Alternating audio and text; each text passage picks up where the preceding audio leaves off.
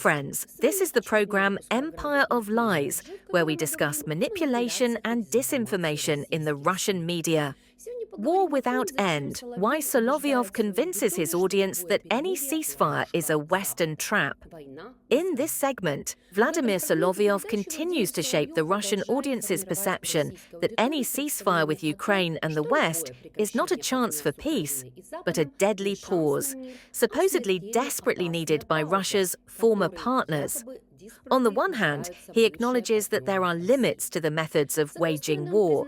On the other, he effectively leads the viewer to believe that a harsh and protracted war is the only realistic scenario, because the West is preparing for the next round of conflict anyway. 1. The West as a party desperately in need of a breathing space. Solovyov constructs a simple scheme. Macron, Starmer, Merz and Kaja Kallas are presented as politicians openly talking about war with Russia in 4 to 5 years. From this, the conclusion is drawn: the West needs a ceasefire not for peace, but to rearm and prepare for a real war against Russia.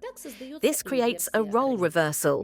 It is not Russia that seeks a pause after large-scale military action, but the opponents who need a breathing space. This is important for the domestic audience. Any peace proposal from the West is labelled in advance as a deception and a strategic trap. And even then, they don't comply. So here's the thing. Today, it seems to me, our enemies, our adversaries, our former partners, they desperately need a break, a breather. They need this truce to do what? Look at what Macron says, what Starmer says, what Merz says. What does that crazy Carla say? War with Russia is certain in 4 to 5 years. They're preparing for it. 2. Distrust of the law and guarantees. We will be deceived anyway. The key motif of the fragment is the complete discrediting of legal and political diplomatic guarantees. Solovyov and his guest discuss what accountability mechanisms could be envisioned if Ukraine, for example, fails to restore the status of the Russian language or ceases pressure on the canonical Orthodox Church. The cynical conclusion is echoed.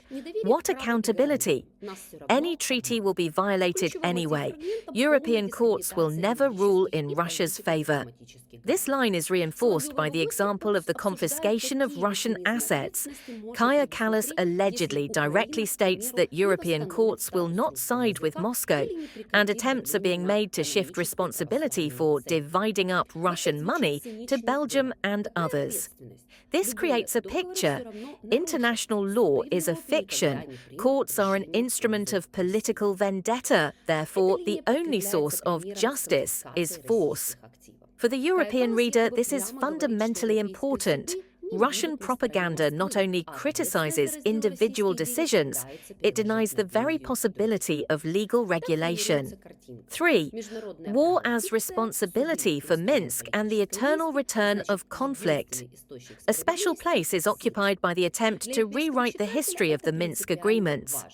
Solovyov and his interlocutor claim that Russia was trying for a long time to persuade Kiev to implement the Minsk agreements. When all methods of persuasion were exhausted, a special military operation began, presented as a form of responsibility for the Ukrainian president.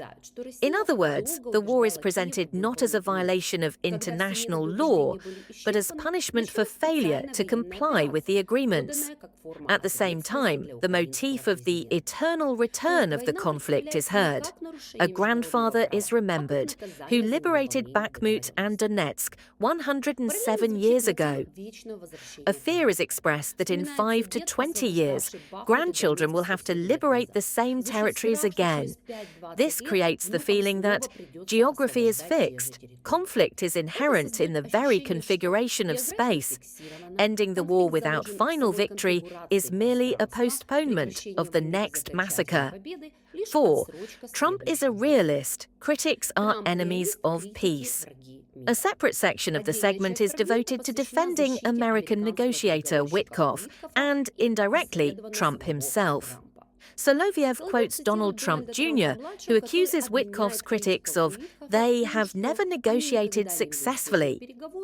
Their goal is not peace, but the endless continuation of war. Thus, the Russian audience is being told, if you are against the Trump plan, you are for war. Those who criticize the negotiations are acting either out of self-interest or as part of the deep state. Trump himself is a rational mediator who sees that Ukraine cannot fight without the United States. Against this backdrop, Europe once again appears unrealistic, emotional, and technically weak. Think, analyse, draw conclusions, and don't be fooled. This was the programme Empire of Lies.